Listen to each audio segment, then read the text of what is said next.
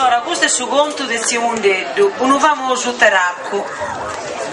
Zio Mundeddu fu un teracco che in Iscano fu sempre allogato, ma de due il vizio alleato, a buffarino e a ponne tabacco.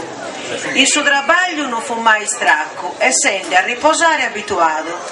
Fatta esa roba sempre resta andato, ma a faticare mai, no filmacco.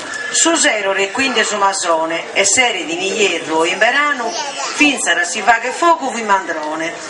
Si dormia da volto in suo copano, totta sa notte sopra su saccone e si svegliaia da suo manzano.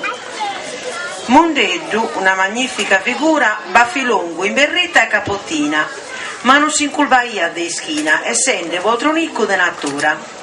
Ponia su correddo in sa friscura, ritirandolo a sora mattutina.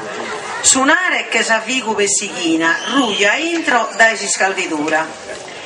Ma una notte, sol de sa vizzera, li beccan su correddo sistemato a paltevora, in su frisco de sa sera, e uno viverone macchinato che li ettan in sa tobacchera, può essere su tobacco profumato.